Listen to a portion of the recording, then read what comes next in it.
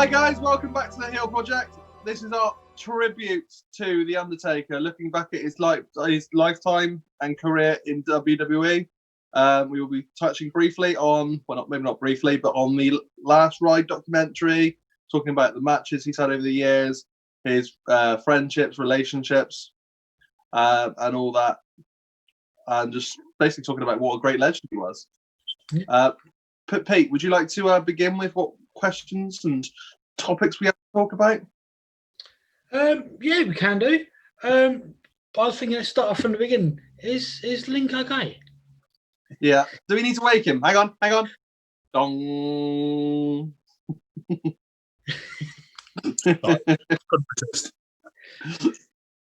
Right, why don't you start off right from the beginning? Earliest memories of Taker. Well, I mean, if we go from the beginning, it's the beginning, back with the $1 Million Man's team, isn't it? Yeah, the surprise entrant, wasn't it? Yeah, his mystery partner. The thing was, it could have been really different that night, couldn't it? Because they was saying on the last bit of documentary, I knew this story anyway. They originally thought he was going to be the gobbledygooker at one point. Yeah, he was. How different that could have been. Yeah. There was somebody else that was due to be that one as well, wasn't there? But I can't remember who that was. There was two quite big names. Can't remember who the other one was. But yeah, can you imagine if he come out dressed as a chicken? Idea. Not my mate. My earliest memory, to be honest, the one thing I actually remember of him clearly was a year after that. And I'll never forget watching him win the title against Hogan. Exactly a year after his debut. Okay. You don't remember that? Have you seen that? So I won't lie. I love Taker. I've watched a lot of his career. I've probably seen that match. But I was about to say, yeah, Ric Flair come in and stuck the chair underneath, and that's how Undertaker won his first title. Beating Hogan at the time, it was like, wow, someone's beat Hulk Hogan for the title. My fandom of the Undertaker started when he came back as the Badass. Originally came back as Badass. Because I started watching between the time that he went off, and between the time that he came back as Badass Taker. Like that was the period at which I first started watching wrestling. So I've seen all his Badass stuff, and then I saw his return as the Undertaker as he is now. But I didn't see before that. I've seen bits obviously since, but for me personally, before that point, I've not really got a lot of personal connection with the character, if that makes sense. Yeah, no, my earliest memory was the Mankind Hell in a Cell match. 98. Yeah, because I would have been probably 4, 5. What a memory to have that match. That's mental. That's a wicked one. That is. It's good, isn't it? Because my older brothers used to watch wrestling, and that was one of the first ones. Because I sort of watched a little bit between sort of 98 to 2000. Yeah. And then I went off wrestling and I then joined back up watching TNA again, obviously a few years down the line. That's why we got quite a good mix here, because I literally started watching the Golden Era. And that's when I actually stopped. So I missed a lot of the Attitude Era. And I missed that whole gap. In between, and Link's you've missed the best of all of it. But yeah, I watched all the Golden Era, and then I started watching a bit of pieces for the Attitude Era. So I missed basically the whole ministry side. I missed all of that. I missed a lot, and I actually started remembering the when he come back as the Badass. I watched some of that, and that's when I started getting back into it a bit. But yeah, that whole period in between, I missed so much. So even like the Hell in a Cell, I knew of it, and I've watched them back, but I never actually, at the time, I wasn't watching it. It's a bit crazy. So that's what I mean. It's just, he's been in it for so long. Everybody has now watched different eras, and they all like the different bits. It's crazy. Yeah. What makes me sad, and I think he touched on it a little bit in his documentary, is that my kids, my stepkids, they don't get it. they don't get the Undertaker era because obviously they're born after the Shawn Michaels matches at Mania, and I think that's where obviously things started going downhill and declining, and so they don't get it. They don't get it, and it's a bit frustrating. I now see what I suppose my dad would have seen when he was talking to me about footballers. Like, yeah, but he was old, he was slow. You wanted to see him in his day, son. You wanted to see him in his day. I remember like Taker throwing himself about, and back in the day. And this, what I liked about him, I think even more, is why I'm a fan of this kind of wrestler anyway. Like, I'm a big fan of Jake and people like that. That you had them on their promos, saying very, very little, but they're the promos that I will always remember. Taker never really used to speak, and if it was a few words. You see him just hammering coffins and bits. But they were like the most awesome things I remember growing up watching. I used to be petrified of him as a kid. It's brilliant. Back when managers were a thing. Exactly. That's what I mean. Paul Bearer carried him the way through.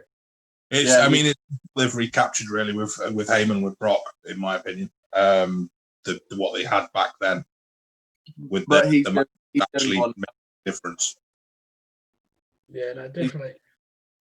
He's sort of the only one now that they've actually managed to keep that sort of era from when we had Bearer, because all the rest of they might call themselves managers, but they're at most valets.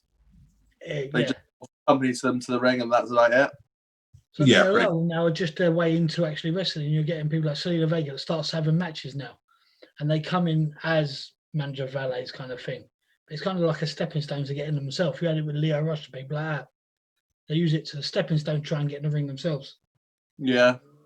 I'd like to see if they can be more of the old boys going into the actual more management route and being managers in ring. I think they could actually do quite good. Yeah. I think that's what I was going to ask. What did everyone feel about? You remember when it got announced that he was doing the Stone Cold podcast as Mark Calloway? I was talking about that. I was proper shocked. Yeah. I thought that we wouldn't have seen it, and maybe we certainly wouldn't have seen it as soon as we had between what we thought was his sort of last matches. I think I would have thought there would have been like 5-6 years difference, basically, for him to be able to step away from Taker to then to go back to being Mark.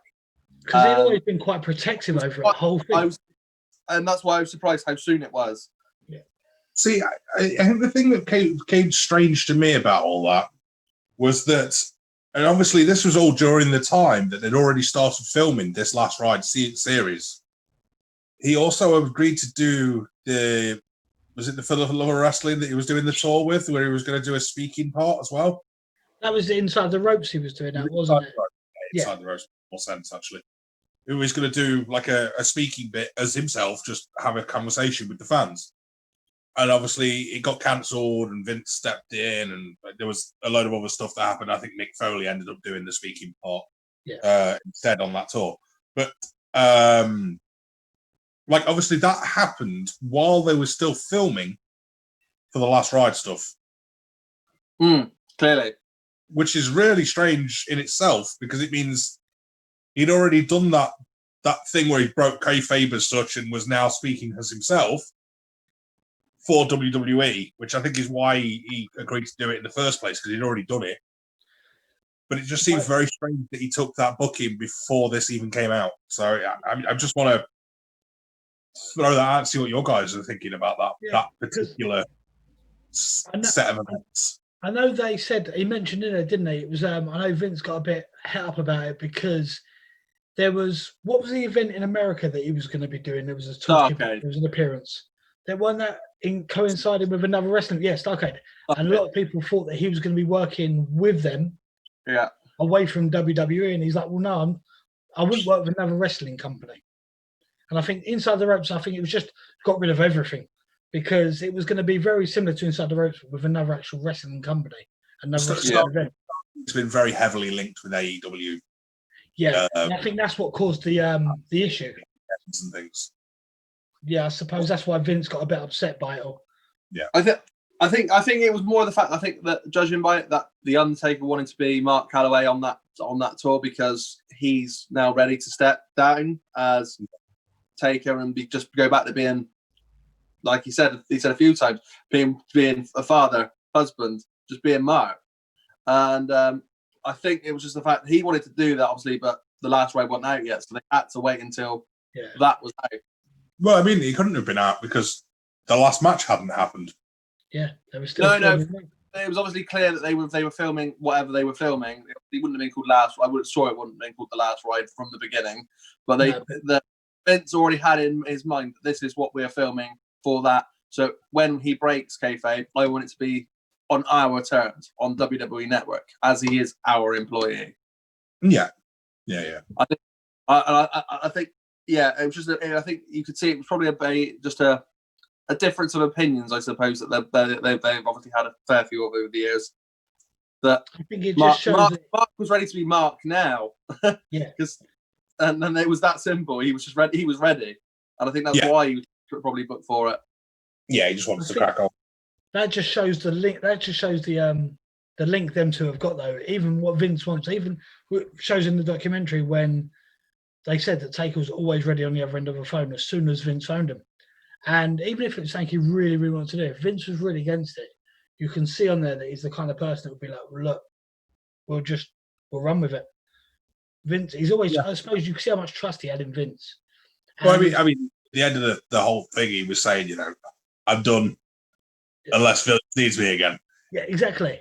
It just shows the friendship and the trust that he's got in him. Yeah, it was nice to see that, to be honest with you, as well. Yeah, because that's the side of Vince that no one sees as well. Exactly. Yeah, I obviously I think it was always going to, but I think it did shine very nicely on Vince, the whole last ride thing. But it was always going to, obviously, because it's his product. But even though I thought he'd have kept up his gimmick, but he's shown him as a much softer side. Quite a lot in there. You see that. Well, they asked him in that, what do you think of him as a person?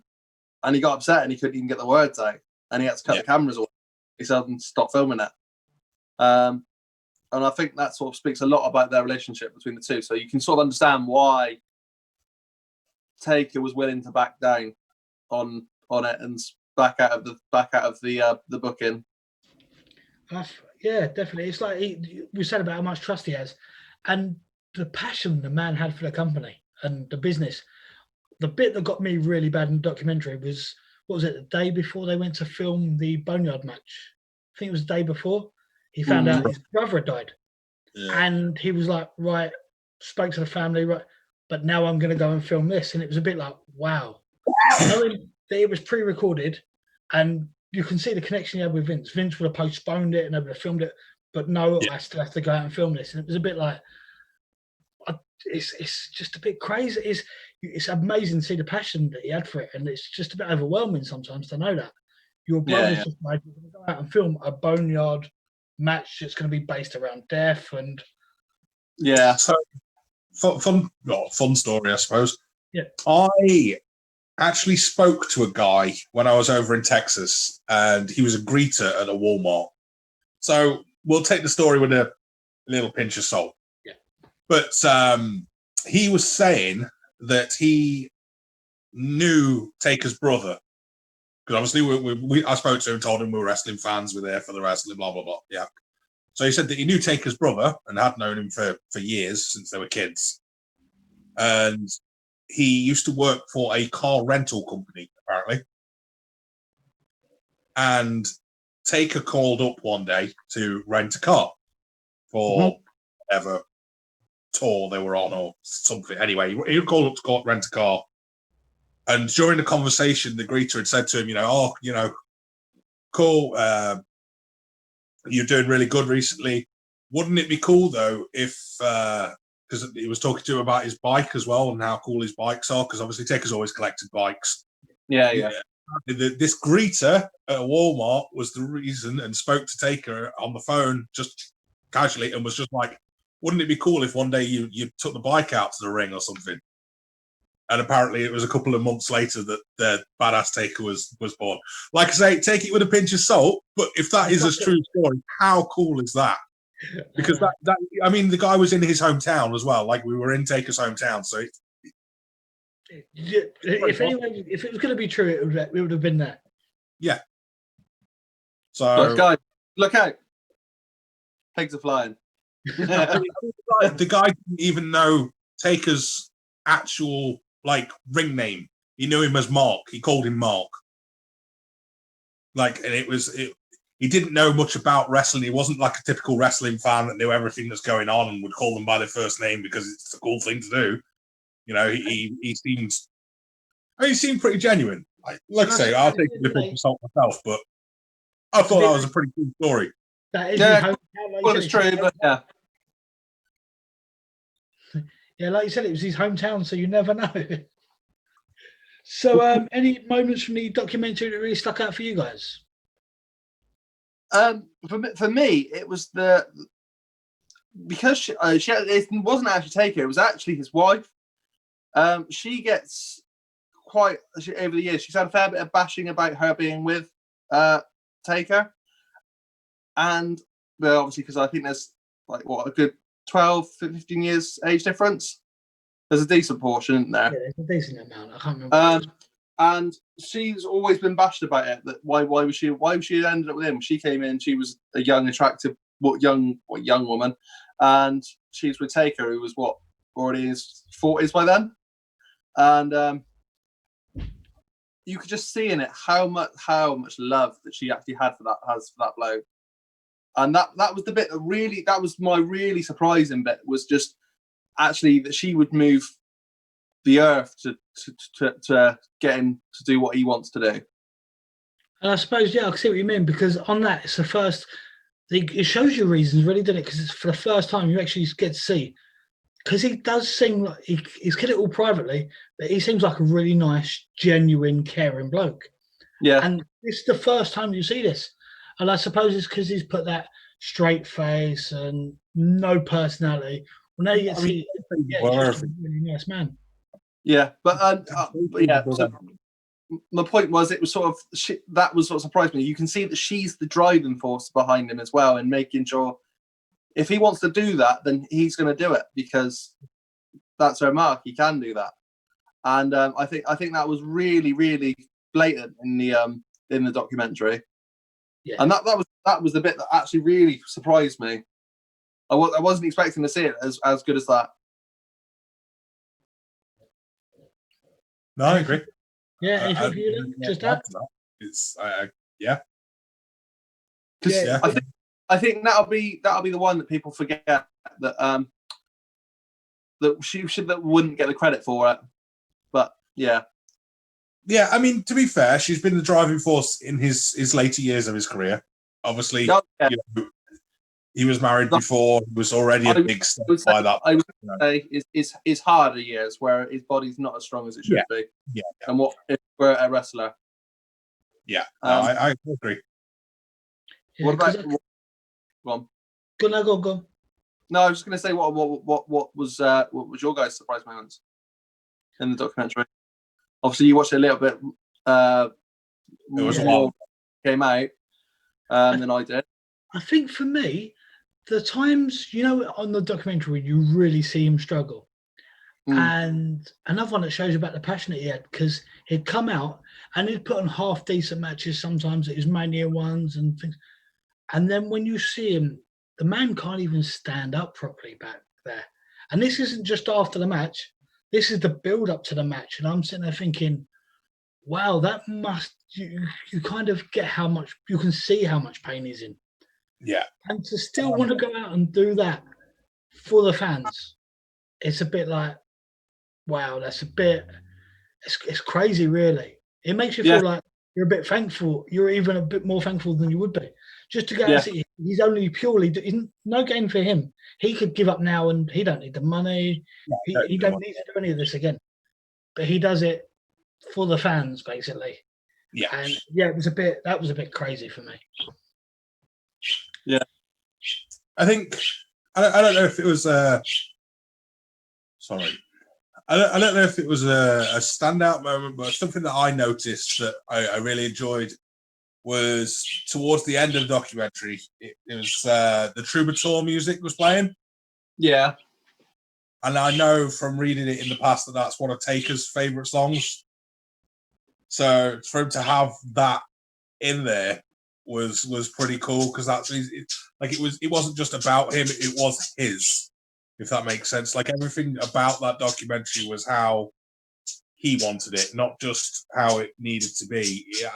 He obviously had an actual input into everything. Yeah, I think that showed, and it was good. Another thing I was thinking about straight after was I was watching that, and it was like the last ride and him supposedly retiring. I was sat there and thought about it after, and I was like, would I want to see him back in the ring again? There was talk maybe he could, and I was like, if there was just one more, I'd say maybe one more, just so we could get a farewell in front of the fans. And then I was thinking, right, who would I have it against? Would it be AJ again? Would it Kane be involved somehow? What's your guys thinking of that? Would you like to see him in who with? I would have honestly liked it if the AJ match had it end up as an actual match in front of a crowd, then that would have been a very good way for him to finish it, I think, because obviously you could see how much respect he has for AJ and how good of a wrestler he thinks AJ is, and then vice versa as well from AJ's side. I think that would be a good one. But the one that I've always had in my head, which would be nice, is like an actual, this is the end, like Taker and Kane together last time, and no money, this is the last time. The Brothers of Destruction. I think that would be a really nice way to actually end probably a dragged out era of wrestling. I think that would be a really nice way to finish it. Yeah, because I really personally, I can't see him finishing it without doing a final farewell to the crowd. And I don't think that'll be at a Hall of Fame. I think there'll be something happening in the ring, and there'll be a farewell to that in front of a crowd. I think maybe it wouldn't be a match. I think there'll be a moment he'll come out, somebody will try it and come and attack him, and he'll finish with a choke slam, and then he'll drop to his knee and do his whole blah. I mean, there's got to be something in ring. I want to see him at Survivor Series. You've said this for a while, haven't you? Because Survivor Series this year is the 30th anniversary of the debut of The Undertaker, and it will have mean the Undertaker character has been in the ring for 30 years. Like, there's not many wrestlers around that can say that they wrestled for 30 years. I mean, there's even people that say they wrestled with the exact same gimmick, and a gimmick to the. I mean, there's none that can say that they had a gimmick to the level of The Undertaker that wrestled. There's been rivals to WWE, but you've been not only wrestling phase, but you've been in the very, very top flight as one of their main superstars. Yeah, continuously for 30 years. That's crazy. It really is. Nuts. Really is. Survivor Series. It'd be nice to have him, obviously, to make 30 years. But wouldn't you want him to be in his next actual match, be in front of the crowd? And I can't really see a guarantee of Survivor Series having a crowd. In fact, I can't see Survivor Series having a crowd. I get that. I agree with that. But I just really want it to be Survivor Series just for that fact that it's 30 years. No that would be an amazing way to finish it. The numbers, I don't know what it is, but numbers for me make a massive significance. Like WrestleMania 20 was amazing. WrestleMania 25 was great. WrestleMania 30 was great. The numbers, for some reason, mean something to me. I don't understand how that's a thing, but it is. WrestleMania 35 wasn't, but that's not really the point. Sometimes there's a miss. Okay, but I mean, for years they used to do every fifth Mania was at Madison Square Garden, for example, and they made a big thing out of it. It was to be in the 5th and the 10th and the 15th. It was a big thing, and I think it's kind of ingrained into my thinking with wrestling now. And I think 30 is a massive, massive milestone, and they can't just not do anything for it. They can't. It would be a crime. So my thinking behind that is they could still do something with Taker, and he could still certainly make an appearance for the 30th. But if he's clearly struggling to go now, and that much was clear in the documentary. It would take something special for him to come back. I think you'd have to. Yeah, the next one would have to be in front of a crowd, and that would be the last. My thinking. But yeah, I agree, mate. I would love it for it to be Survivor Series, but if he's not wrestling for Survivor Series, then I think they could do something with him, even just making an appearance.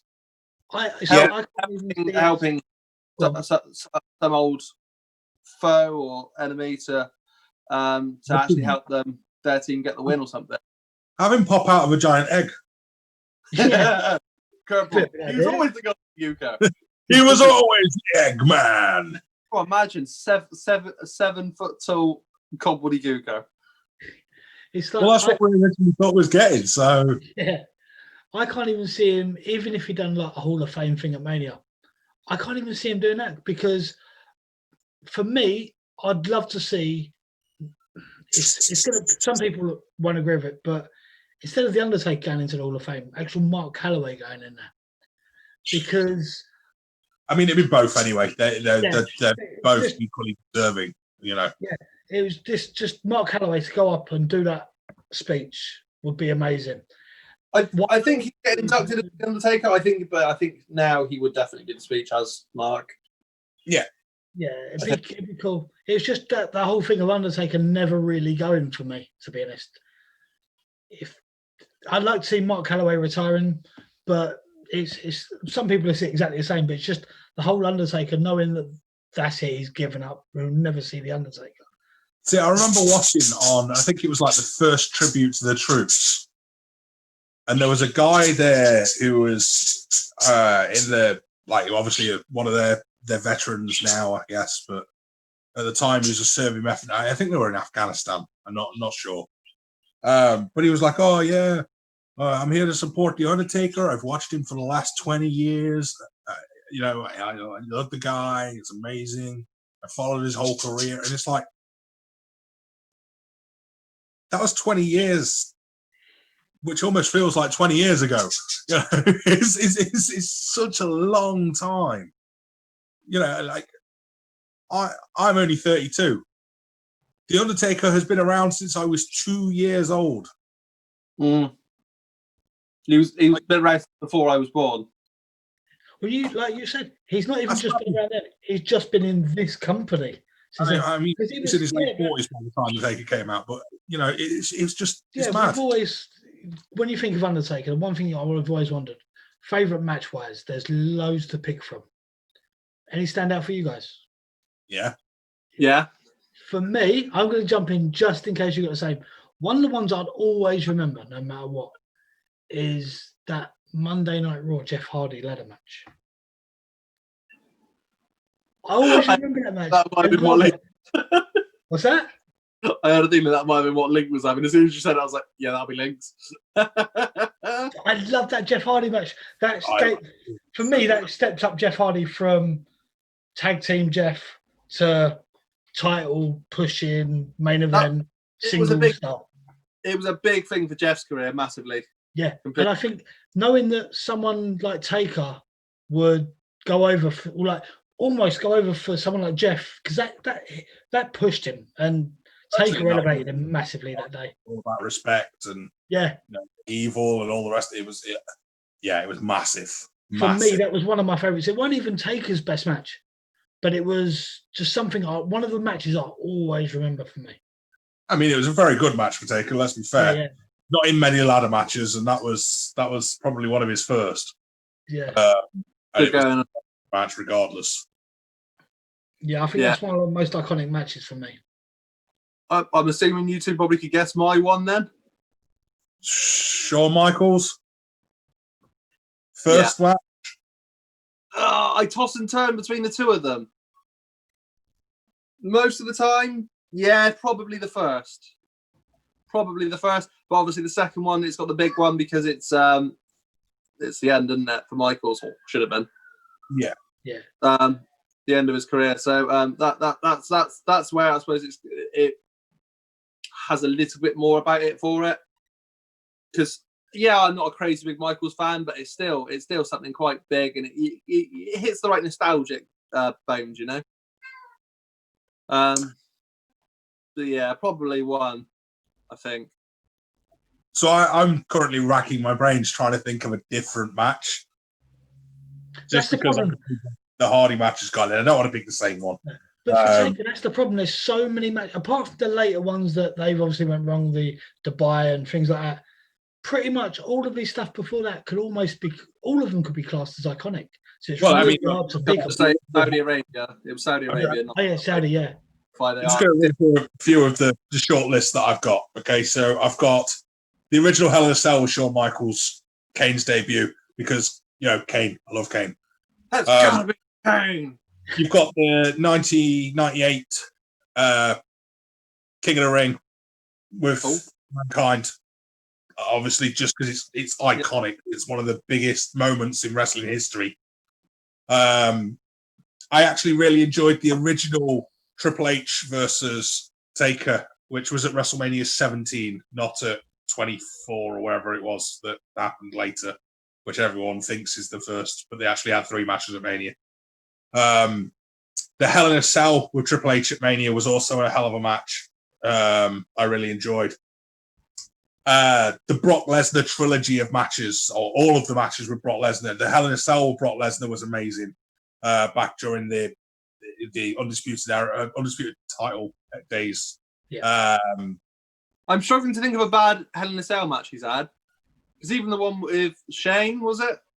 Shane was a good one, yeah. One, and he put over Shane in that one nicely, I think. Yeah. Obviously staying from the start, he went from the top of the cell, didn't he, on to Taker on the announce table. He had a great feud with JBL, didn't he? That was one of my favourites as well. Yeah, Taker JBL was brilliant. Yeah. Yeah. Funny, JBL he said, I probably fought Taker more than anybody. Like, what? You chubby little bugger. More people. He must be the only one that has fought Undertaker more times than any other wrestler. He must be the only one in wrestling history. With Edge are worth noticing as well. When Edge was around the world title picture on SmackDown back in the day. Yeah. Obviously, that whole era with The Undertaker being the person that everyone had to go one-on-one with. Thank you, Teddy Long. Yeah. Just there's so many moments and standout things that he's done. Armageddon, Hell in a Cell, where he threw Rikishi off the top. Forgot about that. Kind of one of those things, you know, if you get a moment with Taker, that's where you've made it. Yeah, that's basically it, I'd say. We could be here for a week talking about just moments from his career. And I guarantee we will miss one. Yeah. And that's what the comments are for, ladies and gentlemen. Feel free to tell us that we're wrong. Oh, yeah. The biggest shock moment for me. Go on, Dan. No, carry on, mate. You carry on. The biggest moment for me was a bad one. It was not a bad one, but the streak when that ended. I think that's the biggest shock I've ever had. I don't think anyone was expecting that. I remember watching it, and even the guy's face, the one for the meme, the guy with his eyes just staring, he's become pretty much famous now just from that one scene. Yeah. I remember watching it thinking this could be a good old match here, and just the way it ended, I still shocks me now thinking about it. I can't explain it. What did you guys think? Did you watch it live? I think I didn't watch it live. I don't think I was watching WWE in that time, actually. That was one of the years I wasn't watching WWE. I wasn't watching any wrestling for a few years. But looking back at it, I suppose it's logical sense that Brock went over, considering Taker was completely concussed, and actually Brock actually had to carry him through the match. Yeah. My frustration is with the streak. The streak had to be beaten at some point. No, it didn't. I feel like it did. I would have left it maybe. I would have maybe either. Wow, I certainly would have only had it as at least one person that beat him. My frustration actually comes when they then start adding people on top of that. So adding Roman Reigns. Lee, that must be really annoying for you because I know how much of a Brock fan you are. I am. But I also know how much of an Undertaker fan you are as well. And I Yeah. know what a fan you are on a streak. Well, what you were in a streak as well. I was so Confused? I was so confused at that point. I didn't know what I wanted, to be honest with you. Because like you say, I love Brock. I think Brock's the best thing to happen to wrestling for a long, long time. But equally, the streak was its own thing. And it, I don't know, it brought out like a feeling inside that just, you can't explain. You were just, I'm guessing it was just sheer, like, you were just gutted that it was over. Yes and no. Because as good as I was that it was over, yeah, I was so amazed that they'd put Brock in that position to do it. Because, like I say, I love Brock. So it was such a mixed bag of emotions for that. I will say as well, I think it was the right thing to do.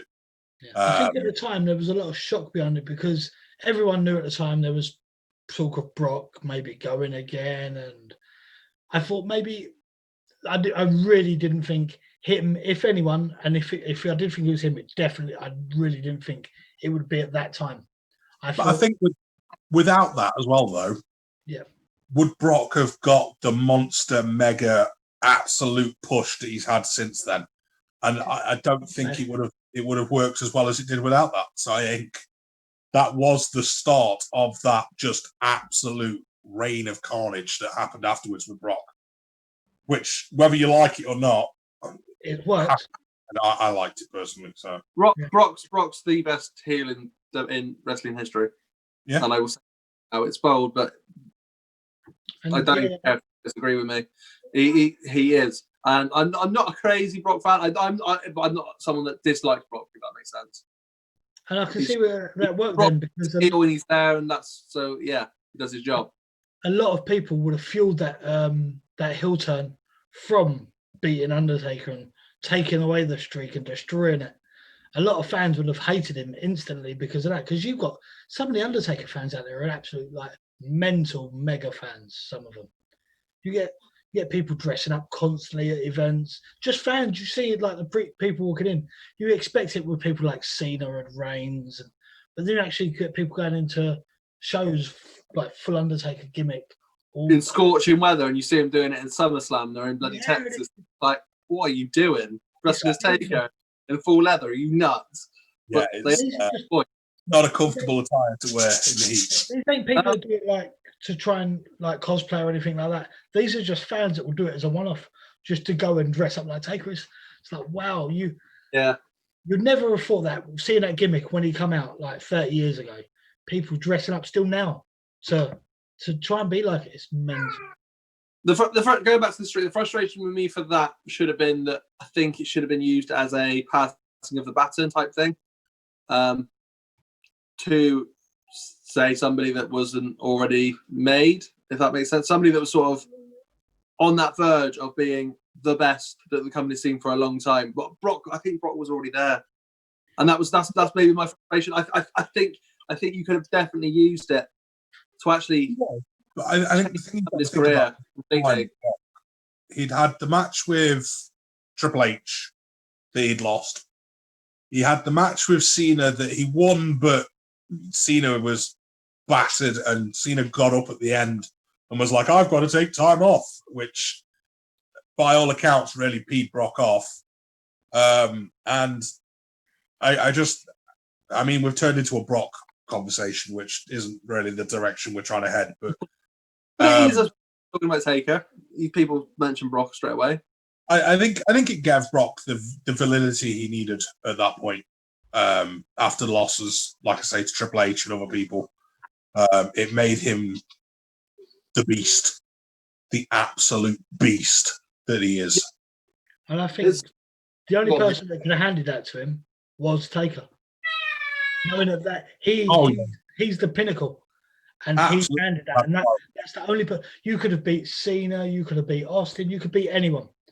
Yeah. But Taker's the only person that can elevate you that much. For me, anyway, definitely.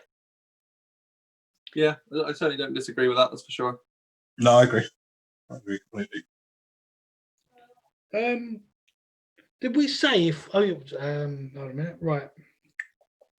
Trying to think because I think we've pretty much covered everything now. What was it you guys were thinking as well, throwing in? Because didn't Dan you say about another match? But we've done that bit. So I'll just throw in one. What everyone's favourite moment, not match, moment from his career? Mm. Because he's had a lot, and I mean a lot. St. You'll actually like my favourite moment. I think was I was watching what pay-per-view was it where it was Triple H and The Rock and the DX running the. You're going to steal my moment. Yeah, am I? Again. Pretty sure it's forgiven. You mean when he returns badass for the first time? That was one of the first times I started watching it again, and it was just like that's Taker and I. Someone when I watched as a kid went away for like 10 years, come back, sat down and watched it again, and it's that same guy, and that was a bit of a pop for me, a nostalgia moment. Mine's a bit of a cop out. It's I can't pick one, but there's one thing that has a common thing. Every WrestleMania entrance, it's just it doesn't matter how old he is, it doesn't matter what gimmick he has. Necessarily a Mania entrance, just every entrance. He's always been amazing. Yeah, it's very doesn't have to be Mania. You're right. It could have been Bloody Raw. He fills me with such nostalgia and such like you get that tingle right from the top of your spine right down to the bottom over it. And yeah, it's nuts, and I think that would be my favorite moment. It's in terms of just it's not really one moment, of course, but it is as a group a moment. That's the thing. I'm still hopefully waiting for mine because I personally think we're supposed to go out to Mania if it goes ahead. And for me, I can see where it's running down. I could see him making some sort of appearance if it's Hall of Fame or something at Mania if it goes ahead. And just to be able to hear that music personally live for me and to see him as Mark or The Undertaker, whoever, but just hear that music and see him, I think that'll be like the ultimate moment for me. Just to hear it personally, I've never seen it. And just to experience that for me would be a hair standing on there now, just thinking of how amazing it would be. Yeah. If that went ahead, and I hope it does obviously go ahead for you guys, if you end up seeing the Taker entrance live, I will hate you both forever. I think if it happens, if it is the end for him, there's going to be something at Mania that they can't do one more Mania without.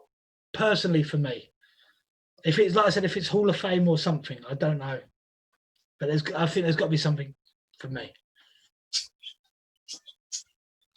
I don't think we're getting him in the Hall of Fame this year. I think that's going to be a couple of years away, and it'll probably be in Texas.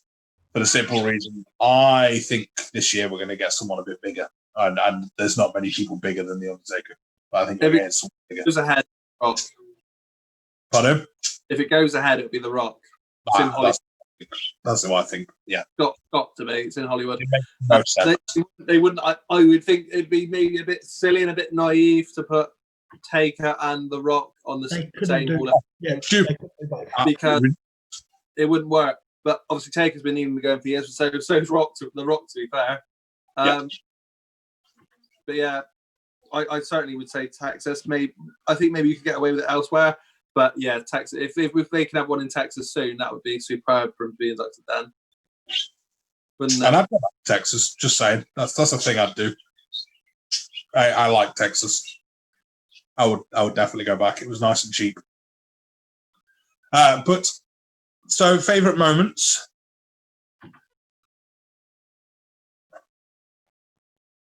For me, I think I'm going to go with his return for WrestleMania 20.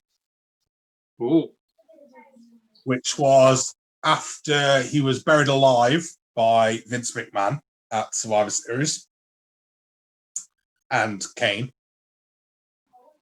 as the Badass Taker, and he first returned back to the Deadman at WrestleMania 20, where they did the whole build-up with the lightning and the gongs and the ring shaking. You know, his whole high he had as well, wouldn't it? That'd have been what 4 or 5 month break as well, wouldn't it? He did have a reasonable break at that point, yeah. Yeah, that's a good one. And that's my moment. I like that one. Of course, then you got the other one that I quite like, which is the end of an era one with Triple H, him, and Shawn Michaels stood on the ramp, entrance ramp. Yeah, I like that. It's a good moment because they said in the documentary that was never scripted. There was never anything they were going to do that. That was just something they did. They were all stood there. They all turned around and they were together. And actually, like they said, Triple H said it felt like a crazy big moment.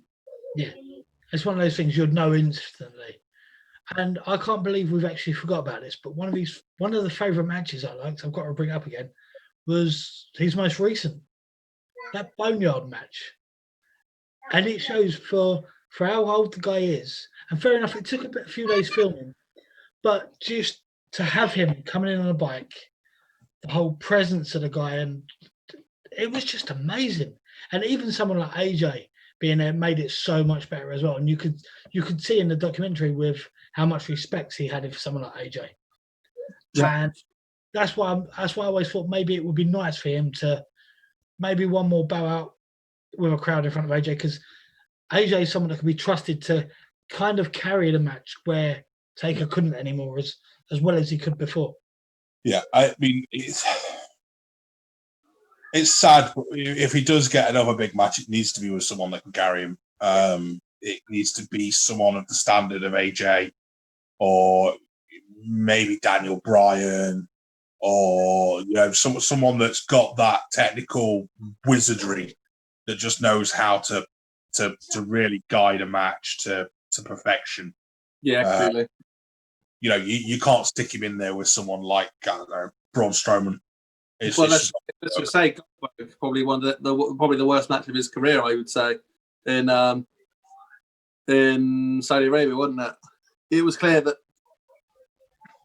Taker probably does need someone of a higher caliber.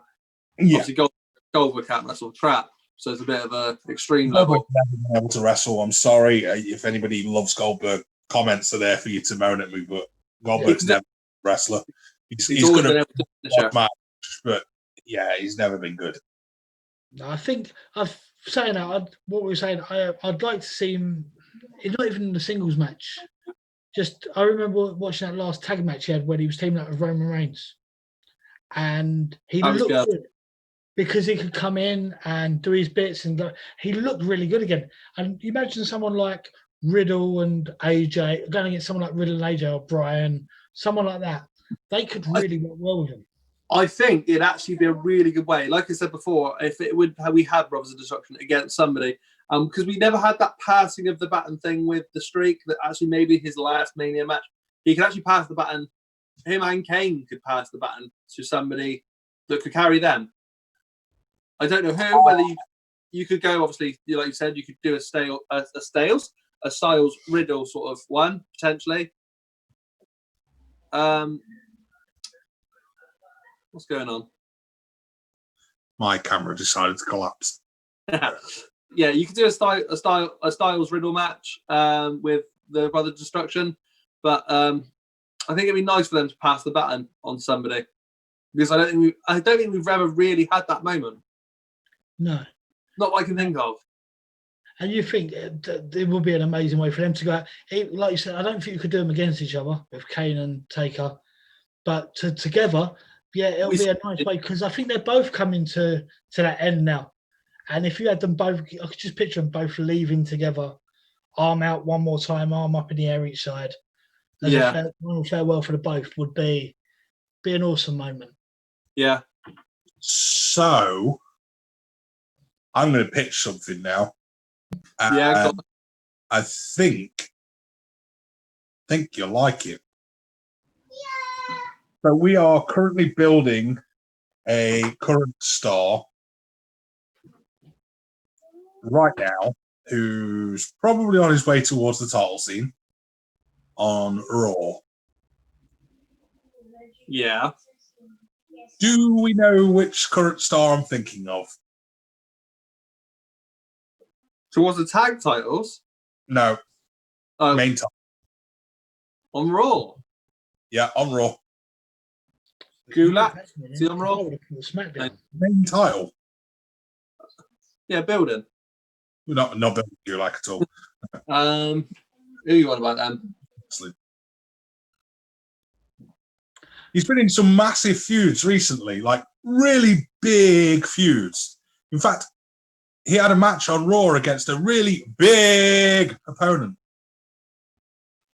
Oh, Orton. Okay. The legend killer. Yeah. Orton. That would be amazing. Now correct me if I'm wrong, was that Orton's first actual proper match was with Taker? I don't know about first, but he was It was one of the ones that was where he got pushed out, wasn't it? And Taker really has a made him look. Randy Orton said that Taker instantly he shone to Taker straight away. Randy Orton shone to him, and he pushed him, and he's had a lot of respect for Taker, and Taker's helped him a lot personally as well, because like knowing family in the past wrestling generations, and he did say, Taker did say he earned a lot of Orton earned his respect really, really early. And I suppose, looking at it, some Orton could carry a match like that. More than capable of carrying a match. Yeah. And can you imagine if this legend killer, see where we're going, if this does carry on for a while? Yeah. I mean, who better? What bigger legend? You know, cement if it's not a match, if it's like an unsanctioned match again, Taker comes out to celebrate his 30-year anniversary at Survivor Series. I hear voices, bump kick. And do you think of the pop? Randy Orton's hated already. Like people, you either love him or hate him, Randy Orton. And can you imagine how much the crowd would go nuts if he come out to Taker? Oh yeah, yeah. But it would work as well so much, especially with Edge and what's happened. That was really giving him on that heel push again, and now that can't go. I suppose you're right. What way could you make it even better than this? Yeah. Sorry to sidetrack us there as to what we might want in the future, but I'd take that. Yeah, I like it. I really think that could work. I would. I think that'd be a good way for him to go out. And that will be his little final send off. That would be cool. That would be really, really cool. And like you said, that passing of the torch to someone who's earned his respect, who's been there for a long, long time. It's not someone who's on his way out, but it's not someone who's just walked into the business and got it straight away handed to him. Yeah. So I think we're on to the sort of the final bit now, lads. My final question for you both is: hand on heart, will we see Taker wrestle again that's not his retirement match? Or will it be his next match be his final match? If there's a match for me, if there's another match, it has to be his final one. I think he deserves it now. He deserves to go, and I think we've been teased so many times. It is, and the hat's been taken down and left in the ring, and it wasn't the right time. And okay, what do you think? I'd rather do it before it gets spoiled for me. Yeah, absolutely, mate. I think we're going to get at least another 2 matches. Sorry, it's just I do. I don't think it's gonna. I don't think he's going to go yet. Yeah. Would I like to be wrong? No. I still enjoy watching Taker. Should I be wrong? Yeah, probably. I think Mark Henry touched on that, didn't he? He said Batista. Sorry, he said he wants to see him as a fan. He wants to see him all the time. Yeah. But then, because he knows him, he wants him just to go and ride off into the sunset kind of thing. Yeah. My thinking is, I don't think he'll ever shut the door. I don't think we're ever going to see a retirement match. I think there's a big thing about him now, judging on what we've seen in the last ride, that he doesn't want to do that retirement match like Sean did, because obviously Sean said for years he was never coming back, and obviously he was very surprised himself when Sean came back. Sean, by all accounts, had no intention of coming back completely, but when you sort of get offered the chance to go and wrestle with 3 guys that you've got all the time in the world for, things change. I think that's why I touched on the Hall of Fame as well. earlier. We're gone. Sorry, so I was to say, of course, there's the money as well, but yeah, I think that's why I touched on the Hall of Fame earlier when I said I wouldn't want Undertaker to go into the Hall of Fame, because for me, once you get in there, it's pretty much a retirement thing. I've got to try and see it in a different mindset, but for me, it's like a retirement thing. Have you heard of Edge? I was about to say I was literally Yeah.